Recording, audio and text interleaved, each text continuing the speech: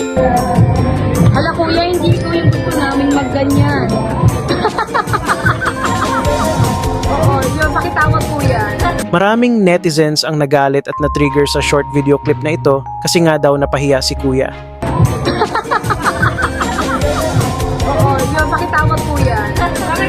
Kitang-kita naman sa video na napahiya nga si kuya matapos sabihan ng babae sa video na hindi daw siya ang gustong mag-assist sa kanila. Isang girl staff daw ang gusto nilang mag-assist sa kanila. Pakitawag kuya. Kuya. Malulungkot daw yung guy sa video na it turned out isang member of the LGBTQ+ or Shibuli. Malulungkot ako niyan. Paano ba naman ang food place na ito ay kagaya ng concept ng Hooters sa Amerika? Kagaya ng nakikita nyo, isang babaeng nakasuot ng sexy na damit ang pumalit kay kuya. At yun na nga, tuwang-tuwa ang mga customer matapos si ate sexy girl ang nag-assist sa kanilang table. Yan na, yan. Sige ate.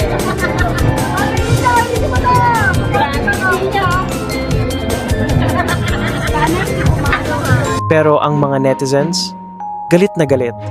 Nag-viral ito sa TikTok kung saan ang video ay nakakuha ng mahigit 1 milyon na views at libo-libong comments na karamihan ay galit. And many angry netizens even wanna dox the guy in the clip, na isa pa naman daw teacher.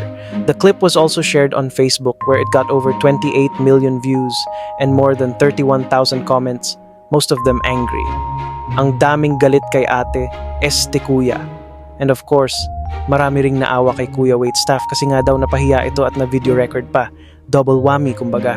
Hala kuya, hindi ko yung gusto namin magganyan. But the problem is, as for most viral outrage videos, we checked what the heck is going on and we discovered one sad truth about virality and social media. Huwag ka agad maniwala sa nakikita online. Just a simple online check led us to the fact na POV lang pala ang video, meaning scripted, and all we had to do is get to the original sharer, the food place itself. And because their clip already caused social media uproar at ang daming galit kay Ate Shibuli at yung iba gusto pang manakit, they posted this to explain that the video is scripted involving a customer, si Ating Shibuli or lesbian, and a fake account stole the video to share and probably make money off it while misleading and lying to their viewers. Kumbaga, nagnakaw na nga, nagpakalat pa ng fake news in the name of views and monetization money.